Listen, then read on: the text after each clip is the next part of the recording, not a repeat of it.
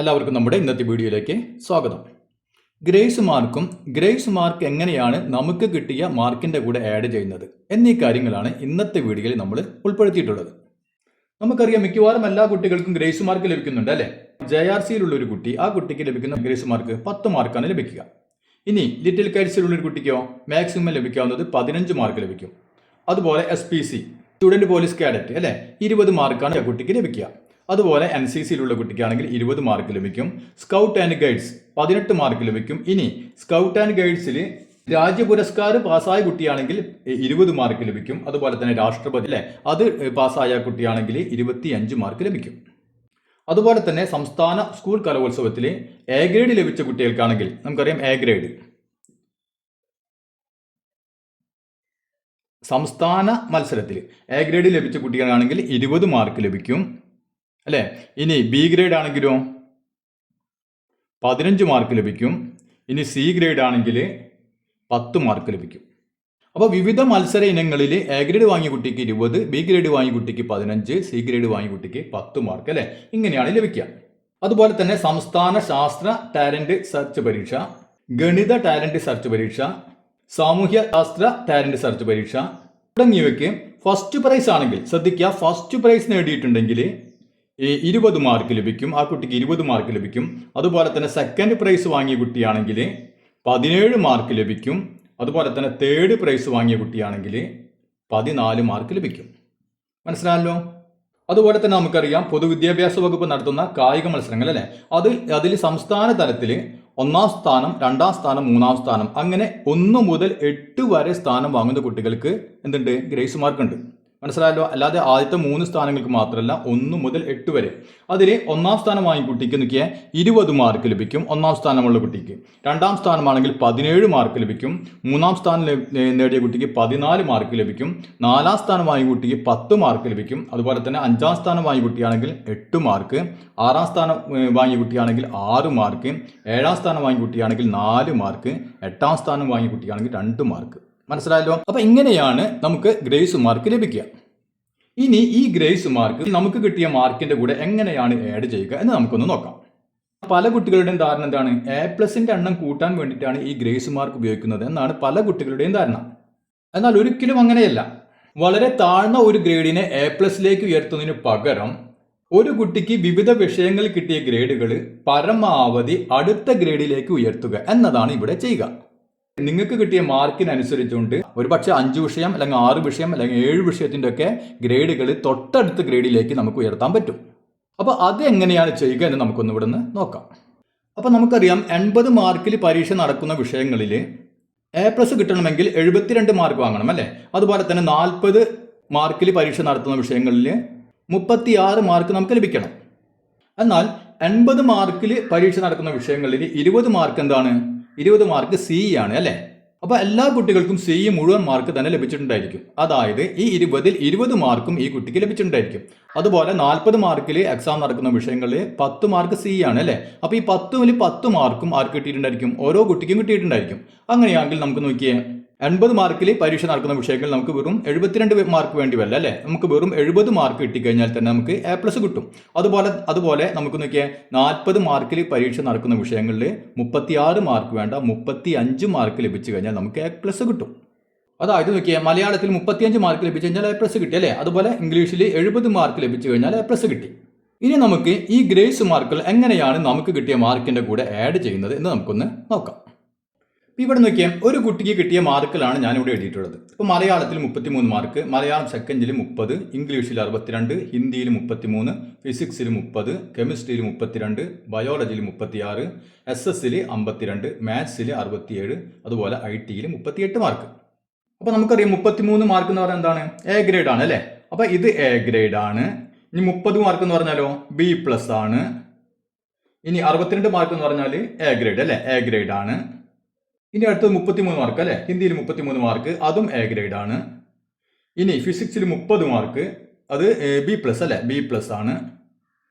ഇനി 32 mark, കെമിസ്ട്രിയിൽ 32 mark, നമുക്കറിയാം A grade.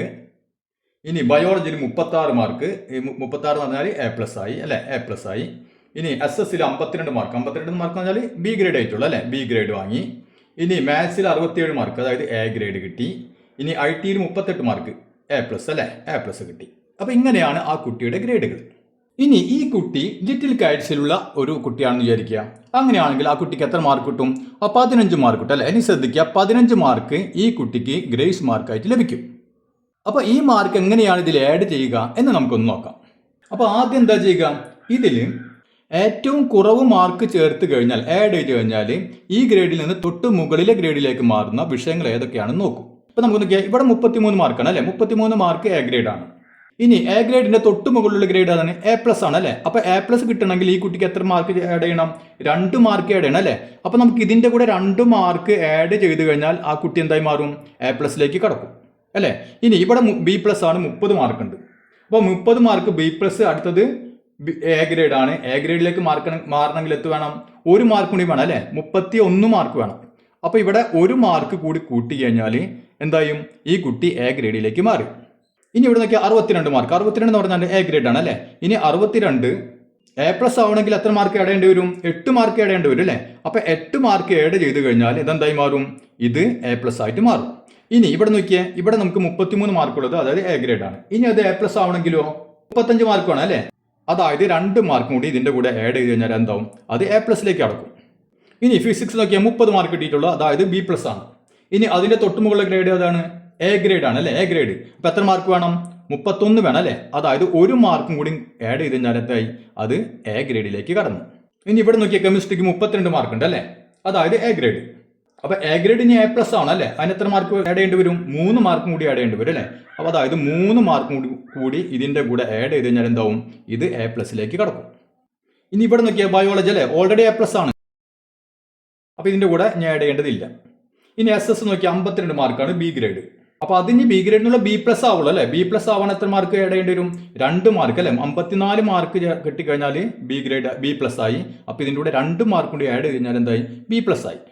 ഇനി മാത്സ് നോക്കിയാൽ 67 മാർക്ക് വാങ്ങിയിട്ടുണ്ട്, 67 മാർക്ക്. ഇനി ഇത് A+ ആണ് അല്ലെ. A+ ആവണമെങ്കിൽ എത്ര മാർക്കാണ്? തൊട്ടടുത്ത ഗ്രേഡ് A+ ആണ് അല്ലെ. അപ്പൊ 67ന്റെ കൂടെ ഒരു 3 മാർക്കും കൂടി കൂട്ടിയാൽ മതി അല്ലെ. അപ്പൊ ഒരു 3 മാർക്കും കൂടി കൂട്ടിക്കഴിഞ്ഞാൽ എത്രയായി? എ എന്നുള്ളത് A+ ആയി മാറി. ഇനി ITക്ക് നോക്കിയാൽ 38 മാർക്ക് ഉണ്ട് അല്ലെ, A+ ആണ്. അതുകൊണ്ട് അതിന്റെ കൂടെ മാർക്ക് ആഡ് ചെയ്യേണ്ട, A+ തന്നെ വാങ്ങിയിട്ടുണ്ട്. അപ്പൊ നോക്കിയാൽ ഈ കുട്ടിക്ക് 15 മാർക്കാണ് ഗ്രേസ് മാർക്ക് കിട്ടുന്നത് അല്ലെ, 15 മാർക്കേ ഉള്ളൂ. അപ്പൊ ആദ്യം എന്താണ് ചെയ്യുക? ഏറ്റവും കുറവ് മാർക്ക് ആഡ് ചെയ്ത് കഴിഞ്ഞാൽ ഈ ഗ്രേഡ് മാറുന്ന വിഷയങ്ങൾ നോക്കും. ഇവിടെ നോക്കിയാൽ വെറും 1 മാർക്ക് ആഡ് ചെയ്ത് കഴിഞ്ഞാൽ എന്താവും? ഒരൊറ്റ മാർക്ക് ആഡ് ചെയ്ത് കഴിഞ്ഞാൽ ഇതിന്റെ ഗ്രേഡ് മാറി അല്ലെ. B+ എന്നുള്ളത് എന്തായി മാറി? എ ഗ്രേഡിലേക്ക് മാറി. അപ്പൊ ആദ്യം എന്ത് ചെയ്യും? ഇവിടെ നമ്മൾ 1 മാർക്ക് ഫസ്റ്റ് ആഡ് ചെയ്യും. മനസ്സിലായല്ലോ. അപ്പൊ ഇവിടെ 30 എന്നുള്ള 1 കൂട്ടുമ്പോൾ എത്രയായി? 31 മാർക്കായി മാറി. ക്ലിയർ ആയല്ലോ. അപ്പൊ B+ എന്നുള്ള എന്തായി മാറി? എ ഗ്രേഡായി മാറി. ഇനി നോക്കിയാൽ ഇവിടെ 1 മാർക്ക് അല്ലേ. ഇവിടെ നോക്കിയാൽ ഇവിടെയും ഒറ്റ മാർക്ക് ആഡ് ചെയ്ത് കഴിഞ്ഞാൽ എന്തായി? ഈ B+ എന്നുള്ളത് എ ആയി മാറി അല്ലെ, അടുത്ത ഗ്രേഡിലേക്ക് കടന്നു. അപ്പൊ ഇവിടെ എന്ത് ചെയ്യും? ഈ 1 മാർക്ക് ഇവിടെ കൊടുക്കും. അപ്പൊ ഈ 30 എന്നുള്ള എന്തായി മാറി? ഇവിടെയും 31 മാറി, 31. അപ്പൊ ഈ B+ എന്നുള്ള ഗ്രേഡ് മാറി. കണ്ട, ഇപ്പൊ 2 വിഷയങ്ങളുടെ ഗ്രേഡ് മാറി. ഇനി നോക്കിയാൽ 1 മാർക്ക് ആഡ് ചെയ്ത് കഴിഞ്ഞാൽ അല്ലെ ഗ്രേഡ് മാറുന്ന വിഷയങ്ങളൊന്നുമില്ല. അപ്പൊ അത് കഴിഞ്ഞല്ലോ. അപ്പൊ നമ്മളിവിടെ ഇതിൽ നിന്ന് 2 മാർക്ക് ഉപയോഗിച്ച് കഴിഞ്ഞു അല്ലെ. ഇനി ഇവിടെ നമുക്ക് 13 മാർക്ക് ബാക്കിയുള്ളൂ. ഇനി നോക്കിയാൽ 2 മാർക്ക് കൂട്ടിക്കഴിഞ്ഞാൽ ഗ്രേഡ് മാറുന്ന വിഷയങ്ങൾ ഏതൊക്കെ നോക്കും. ഇവിടെ നോക്കിയത് 2 അല്ലെ. ഇതിൻ്റെ കൂടെ 2 മാർക്ക് കൂട്ടിക്കഴിഞ്ഞാൽ ഈ 2 മാർക്ക് 33 എന്തായി മാറി? 35 മാറി. ഇവിടെ 33ഉം 2ഉം 35 മാർക്ക്. അപ്പൊ ഈ ഗ്രേഡ് എന്തായി? എ എന്നുള്ളത് A+ ആയി മാറി, A+. കേട്ടോ. അപ്പൊ 2 അല്ലെ. ഇനി 2 കൂടെ ഇവിടെ നോക്കിയാൽ ഇവിടെയും നമുക്ക് 2 മാർക്ക് കൂട്ടിക്കഴിഞ്ഞാൽ എന്ത് കിട്ടും? ഗ്രേഡ് മാറി അല്ലേ. അപ്പൊ ഈ 2 മാർക്ക് ഈ 33ന്റെ കൂടെ ഈ 2 അങ്ങോട്ട് ആഡ് ചെയ്ത് കൊടുക്കും. അപ്പൊ എത്രയായി? 35 അപ്പൊ എന്തായി? ഗ്രേഡ് എ എന്നുള്ളത് A+ ആയി മാറി. ഇനി നോക്കിയേ 2 കഴിഞ്ഞത് ഇവിടെ ഒരു 2 ഉണ്ട് അല്ലേ. ഇവിടെ എന്ത് ചെയ്യും? ഈ 2 മാർക്ക് അങ്ങോട്ട് ആഡ് ചെയ്ത് കൊടുക്കും ഇതിന്റെ കൂടെ. അപ്പൊ എത്രയായി? 52ഉം 2ഉം 54 അല്ലെ. അപ്പൊ 54 മാർക്കായി. അപ്പൊ ബി ഗ്രേഡ് തൊട്ടടുത്ത ഗ്രേഡ് അല്ലെ B+ലേക്ക് മാറി. അപ്പൊ 2 കഴിഞ്ഞു അല്ലെ. ഇപ്പൊ എത്ര മാർക്ക് ഇതിൽ നിന്ന് പോകുന്നു? 2ഉം 1 3ഉം 2 5ഉം 1 6ഉം 2 8 അല്ലെ. അപ്പൊ 8 മാർക്ക് ഉപയോഗിച്ച് കഴിഞ്ഞു. ഇനി ബാക്കി എത്ര മാർക്കുള്ളൂ? ഇതിൽ 7 മാർക്കും കൂടിയേ ഉള്ളൂ. ഇപ്പൊ ഇനി എന്ത് ചെയ്യും? ഇനി നമുക്ക് നോക്കിയാൽ 3 മാർക്ക് കൊടുത്തു കഴിഞ്ഞാൽ അല്ലെ, 3 മാർക്ക് കൊടുത്തു കഴിഞ്ഞാൽ ഇവിടെ നോക്കിയാൽ ഇത് അല്ലെ. അപ്പൊ ഇതിന് ഗ്രേഡ് മാറ്റും. ഇത് 32 കൂടെ 3 കൊടുക്കും. അപ്പോൾ ഇത് എത്രയായി? 32 3 35 മാർക്കായി. എ ഗ്രേഡ് എന്നുള്ളത് എന്തായി? എ പ്ലസ് ആയി മാറി. കണ്ട, അപ്പോൾ ഈ 3 ഇവിടെ കൊടുത്തു. ഇനി ബാക്കി എത്ര മാർക്കുണ്ട്? ഇനി ബാക്കി 4 മാർക്കുള്ളൂ അല്ലേ? അപ്പോൾ ഇവിടെ നോക്കിയത് ഇവിടെ ഒരു 3 കൂടി കൊടുത്തു കഴിഞ്ഞാൽ എന്തായി? ഇയാളും മാറി. അപ്പോൾ ഈ 67 കൂടെ 3 കൂട്ടി കൊടുക്കും. അപ്പോൾ എത്രയായി? 70 മാർക്കായി അല്ലേ? അപ്പോൾ എ ഗ്രേഡ് എന്നുള്ളത് അതും എ പ്ലസ് ആയി മാറി. ഇനി ബാക്കിയിൽ എത്ര മാർക്കുണ്ട്? 14 മാർക്ക് ഉപയോഗിച്ചു കഴിഞ്ഞല്ലേ? ഇനി 1 മാർക്കുള്ളൂ. ആ 1 മാർക്ക് കൊടുത്താലൊന്നും എവിടെയും ഗ്രേഡ് മാറില്ല അല്ലേ? ഇനി ഇവിടെ 62 മാർക്ക് ഉണ്ട് അല്ലേ? എ ഗ്രേഡ് ആണ്. ഇനി 8 മാർക്ക് ഉണ്ട്. നമ്മളതിൽ കൊടുക്കാനുണ്ടോ? കൊടുക്കാനില്ല. അപ്പോൾ ഇവിടെ 62 തന്നെ, അത് എ ഗ്രേഡ്, ഒന്നും ചെയ്യാനില്ല അല്ലേ? ഇനി നോക്കിയാൽ ഇവിടെ ഓൾറെഡി എ പ്ലസ് ആണ് അല്ലേ? അപ്പോൾ 36 മാർക്ക് എ പ്ലസ്. ഇവിടെയും എന്താണ്? എ പ്ലസ് ആണ് അല്ലേ? അപ്പോൾ ഇവിടെ 38 മാർക്ക് എ പ്ലസ്. അപ്പോൾ ഈ 15 മാർക്ക് ഗ്രേസ് മാർക്ക് കിട്ടിയ കുട്ടിയുടെ ഗ്രേഡുകൾ എന്തായി?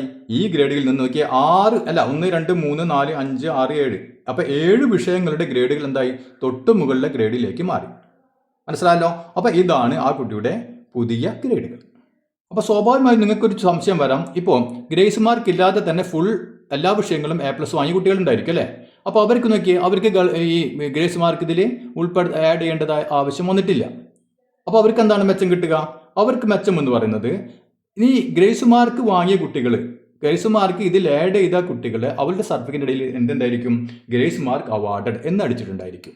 അത് കിട്ടാതെ തന്നെ എ പ്ലസ് വാങ്ങിയ കുട്ടികൾക്ക് +1 അഡ്മിഷൻ സമയത്ത് ഒരു ബോണസ് മാർക്ക് ലഭിക്കും.